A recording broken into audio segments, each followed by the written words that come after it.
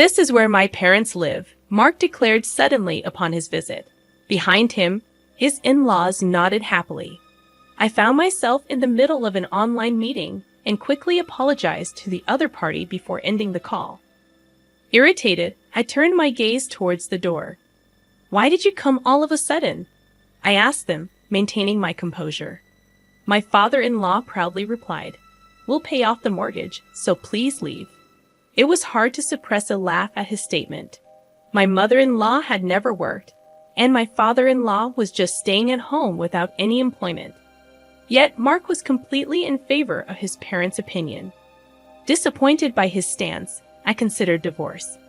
"I leave," I quickly replied, to the surprise of all three of them. "The mortgage of the house is $5,000 per month." With an inward smile, I began to pack seriously. Luckily, I had a business trip scheduled for a week starting for the next day. With my suitcase and bank book ready, I headed to the entrance. "Goodbye," I said as I left the house. First, I'd start by transferring the house's title to Mark. I felt excited thinking about my future plans. My name is Shyle Owen. I am 47 years old and work as a web designer. I went independent 5 years ago and have been fortunate enough to receive many project checks. As a result, I've earned more than 5 times my previous salary and now live on the top floor of a high-rise condo. I met Mark, my husband, 3 years ago through Ashley, my former boss, and his cousin. He's kind and honest, but had trouble maintaining relationships, so he had been single for a long time. Around that time, my business was doing well, and I bought the top floor of a high-rise condo, doubling as an office. I wasn't planning on marrying, but Ashley strongly suggested I meet Mark. When I met him, he was very gentle and attractive, looking much younger than his actual age. We started dating and got engaged within 6 months. My parents had already passed away, and my only relative was my brother. So my brother and his wife also attended the family meeting. From Mark's side, his parents and cousin Ashley came. The meeting went smoothly overall. However, my sister-in-law's comment, "This seems stiff," left me puzzled. I never imagined her words would become a reality. After marrying, Mark moved into my house, and we started our life together. His workplace was harsh, requiring him to leave early in the morning and return home past midnight. Despite this, his salary was only a quarter of mine. I suggested to Mark, who was exhausted and went to sleep immediately every day, "It's bad for your health. Why don't you look for another job?" However, he reprimanded me with a face full of anger. "Are you saying I should quit my job? Are you looking down on me because I earn less?" I was surprised by Mark's strong reaction, as we had never argued before. Feeling uncomfortable about unintentionally disrespecting his job, I decided to apologize sincerely. "I'm sorry. I didn't mean it that way. I'm just worried about your health." Mark quickly calmed down and apologized. Our first argument ended swiftly. However, it became difficult to suggest a job change afterward. Mark's return time got even later, and he eventually spent half the week at the office. While I was concerned about his health, he seemed to enjoy his job. So I decided to support him as much as I could, creating a relaxing environment whenever he returned home. "Hey, about my dad's medical expenses, could we increase the remittance a bit?" Mark suggested this when his father was in the hospital with back pain. Sighing inwardly at his request in his father's hospital room, I didn't hesitate to help my in-laws, as I had no parents of my own. Our household depended on my income, with Mark contributing a part of his salary to his parents. His salary wasn't low for a man in his 40s, but the exact amount he kept for himself was unclear. However, it was evident he was providing enough for his parents not to struggle.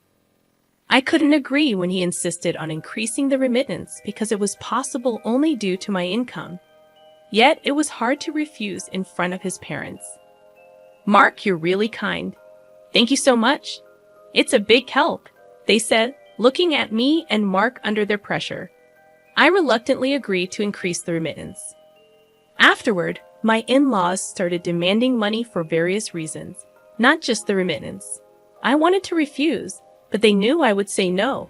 So they approached Mark instead. Especially weak to his mother's requests, Mark often decided to increase the remittance whenever she asked. On the day his father returned from the hospital, after sending my in-laws off in a taxi, Mark and I returned home, only to find surprisingly that his parents, who were supposed to have gone home, were waiting outside our house. It's tough for Dad to climb our stairs, so I thought we'd take care of him here until his back is fully healed. What? You can't just spring that on me. My surprised reaction made my mother-in-law frown. My father-in-law stood in front of the door as if to say, "Let us in quickly, Mark." "That's okay, right?" Mark replied, and I stared at him in shock. He avoided my gaze from his reaction. As I observed the situation, it became apparent that Mark and his parents had likely already discussed their plans. "Fine, you can stay here until you're fully recovered." I reluctantly relented, ushering my in-laws inside. They surveyed the house and settled onto the living room sofa. "Look at this place, so nice." "Our house is 50 years old and falling apart," remarked my father-in-law. "Yeah, it's really showing its age," agreed my mother-in-law. Mark nodded along, indicating their intention to stay for an extended period. Admittedly, since I had been providing them with financial support, having them here might ease the burden. However, financial considerations aside, it didn't mean I welcomed the idea of cohabiting. Renovating old houses is trendy these days. How about considering that, Mark? I suggested. "Yeah, maybe," Mark replied vaguely. 2 years into our marriage, despite being in the supposed honeymoon phase, Mark and I hardly spent time together. We hadn't even gone on a honeymoon. This place served as both my home and office. It was manageable when Mark was out for work, but with my in-laws around all day, it complicated things. If we were to live together, I'd rather move into their house and reserve this place solely as an office. Thanks to my initial resistance, the topic of cohabitation wasn't brought up again by my in-laws. However, even months after my father-in-law's discharge from the hospital, my mother-in-law showed no sign of taking him back. Their belongings started to overflow from the guest room into the living room. "Mark, your dad seems perfectly healthy now. He even went bowling today. Maybe it's time for them to go home," I suggested. "What are you saying? Sending my dad back with his bad back is cruel. What if it gets worse?" Mark raised his voice, leaving me silent. It seemed that Mark believed raising his voice would compel compliance. He frequently asserted his opinions loudly, and opposing him often resulted in my mother-in-law siding with him, putting me at a disadvantage. This dynamic persisted for 2 years. During this time, I took care of all the housework, while my in-laws frequently went out to enjoy themselves. Despite my father-in-law's back being fully healed, there were no signs of them returning home. "Sorry, I have a meeting at 1:00 p.m. today, so I'll eat lunch in my room, okay?" I informed them as I placed lunch on the table. "Understood, but leave the dishes for later," my mother-in-law replied without looking up. As the clock struck 1:00 p.m., my online meeting commenced. However, about 10 minutes in, the door burst open, and Mark declared, "This is where me and my parents live." My in-laws nodded behind him. I swiftly apologized to the meeting participants and ended the call, inwardly frustrated. "I told you I had a meeting at 1:00 p.m., I grumbled as I headed towards the door. "Why are you doing this all of a sudden?" I asked calmly, only to be met with my father-in-law's smug reply, "We'll pay the mortgage so you can leave." Suppressing a laugh at his audacity, I simply replied, "All right, I'll leave," surprising all three of them. With the mortgage at $5,000 per month, I couldn't help but smile inwardly at the prospect of moving forward with my plans. I approached the task with a solemn expression, aware of the serious decision I was making. Fortunately, a week-long business trip awaited me starting the next day. Armed with a meticulously packed suitcase and my bank book, I headed for the exit. Goodbye, I uttered, bidding farewell to the home that had become a source of contention. The first order of business was transferring the house title to Mark. Brimming with excitement about the impending changes, I checked into a hotel and promptly contacted a real estate agent to initiate the house transfer, encompassing the mortgage. The success of the transfer rested on Mark's ability to handle the mortgage. If he couldn't manage it, the options were a lump sum payment or selling the house. Accepting this reality, I directed the agent to find me a new home and office. My work could be conducted remotely, but a dedicated office space was crucial for calm client discussions. The agent identified a suitable location approximately 40 minutes from my previous residence, complete with top-notch security. After a visit and quick decision, I bought the luxurious apartment, considering it a well-deserved reward for my efforts. In the interim period before the move, I stayed in temporary accommodation. Once all the necessary documents were prepared, I delegated the packing and moving process to a professional moving company. During the move, my in-laws and Mark assisted while exchanging unpleasant remarks about me. One of the movers even commented, "You have a difficult family," causing a flush of embarrassment. A week after settling into my new abode, I received a call from Mark. His anxious inquiry about changing the mortgage indicated he was just grasping the situation. His father's shouts in the background urged me to return quickly. Despite the divorce being the plan, Mark seemed taken aback. "But we're getting a divorce, right? It's unfair for me to pay the mortgage if you're the ones living there," he protested. However, I couldn't accept his denial after they had explicitly told me to leave the house. I played back our conversation from that day, caught on tape during a web meeting. Mark was startled by my explanation, having forgotten about my practice of recording meetings for documentation purposes. Undeterred, I informed him about the impending mortgage repayments, subject to a credit check. Mark, seemingly unaware of the details, asked about the monthly amount, leading to my laughter. Despite my prior disclosures and document presentations, Mark seemed oblivious to the $5,000 monthly mortgage. Stunned, he remained speechless, prompting his mother to intervene. She questioned the amount and proceeded to assert that Mark's salary could handle it. Unbeknownst to his parents, Mark hadn't disclosed his actual salary, allowing his mother to confidently declare that they wouldn't assist me any longer. In response, I burst into laughter, provoking her anger. Undeterred, I revealed the actual mortgage amount, $4,000. "What? The mortgage is Mark's monthly salary. That's absurd." My words left her shocked and frozen for a moment, but then she burst into laughter. "That's impossible. Mark has been sending us $4,000 every month. If his salary is really $4,000, he would have been sending us all of it. Stop lying," she exclaimed, refusing to believe me. Remaining calm, I pointed her towards the evidence. "Look at the shelf right by the entrance of the living room. You'll find Mark's salary slips there. If you doubt it, check for yourself." She dismissed my explanation, accusing me of lying, and headed to the indicated shelf. In the background, I could hear Mark trying to stop her. Soon, her voice of surprise came through the phone. "What? There's not even $4,000 here, Mark. What's the meaning of this?" Mark's actual salary turned out to be even lower than I knew, and I could hear his in-laws questioning him in the background. "You might not hear me, but just so you know, the house mortgage is $5,000 a month.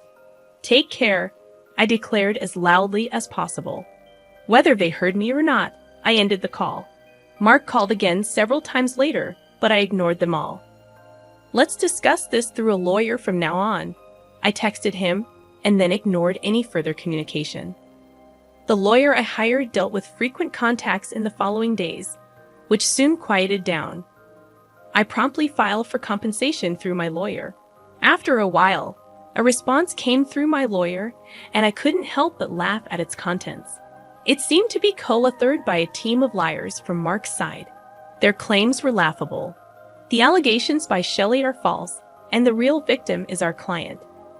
We demand compensation for emotional distress, it read. All I could say to my lawyer was, I'm sorry. The divorce was nearing, but our relationship as a couple was still ongoing. I wanted to get away from a husband who could make such demands. My client wants to meet and discuss in person. It seems Mark doesn't know about this, my lawyer said, handing me a letter. The letter briefly requested to verify the truth behind Mark's claims. I agreed through my lawyer and chose a location far from my current residence for precaution. At the scheduled meeting with the opposing lawyer, Mark didn't show up. The lawyer was young and polite, greeting me properly upon arrival. He revealed that his client was actually Mark's mother. According to him, Mark remained silent during their discussions, keeping his head down. His parents kept accusing me, claiming I fabricated fault to demand compensation. As I listened, the lawyer handed me a document detailing the alleged malicious actions. However, my lawyer and I noticed that the document was intentionally crafted to demean me. I explained each point in detail, and the opposing lawyer nodded earnestly, showing understanding. My lawyer presented evidence in line with my explanations. I see the content of your statements is completely different, Jelly. You have solid evidence and a strong case, he commented. Oh, this part is reversed. I pointed out and corrected a mistake. The opposing lawyer was visibly shocked. Once the explanation concluded, he left the room with the same politeness as when he arrived. My lawyer and I strategized to expose Mark and his parents' falsehoods, reaching out to other relevant parties to set up a meeting to discuss compensation. About a month after the meeting with the opposing lawyer, Mark and his parents arrived looking haggard. His mother glared at me as if seeing an enemy. You seem to be enjoying all this trouble. Who do you think is responsible for this situation? She asked, dissatisfied with the private dining room I had chosen. It was unfortunate that she didn't like the upscale restaurant she used to favor. However, her irritation might also be influenced by the fact that the opposing lawyer, having learned the truth, dropped their defense. Mother, you used to like this place, right? I anticipated her delight, but she met my words with a somber expression. We entered the restaurant, greeted by staff, briefed on our situation, and escorted to a private room. Mark remained silent until we were seated, then suddenly grew emotional. Shelley, I was wrong. Please help me. I can't go on like this. I'll do anything you say. Please come back, Mark pleaded, stunning his parents. I offered a kind smile, momentarily easing Mark's distress. However, I signaled my lawyer, who handed Mark a document. As Mark paled, I urged him to read it. His mother snatched it, glaring furiously. The document meticulously refuted each of Mark's claims in stark red ink. Enraged, she splashed water on my face, berating me for my arrogance. To everyone's surprise, I burst into laughter at the absurdity of the situation. My laughter caught them off guard, including my lawyer. Yes, it seems I wasn't the perfect wife, I quipped.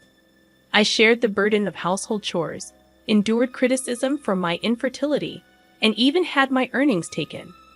As Mark's parents continued to rail against me, I signaled my lawyer, who produced a photograph. It depicted Mark entering a hotel with a young woman, my former boss and Mark's cousin, Ashley. Shocked into silence, Mark couldn't deny the evidence. Ashley explained the situation, revealing Mark's infidelity. In the face of his guilt, I submitted the divorce papers and compensation documents. Mark, overwhelmed, began to cry. His parents, equally shocked, faced the reality of their son's actions. Within a month, Ashley informed me that Mark and his parents had moved due to financial strain. Mark's salary couldn't sustain their spending habits, and they sought rent assistance. The compensation for the deceived woman and myself was covered by Ashley's parents. Surprisingly, Ashley found love with Mark's former lawyer, drawn to his decisiveness. Embracing the unexpected turn of events, I started blogging about my experiences, leading to new writing opportunities. Since the divorce, I've been pursued by a corporate executive I met through business. Our relationship turned romantic, and he's proposed we live together. While I contemplate my answer, I'm certain of my decision.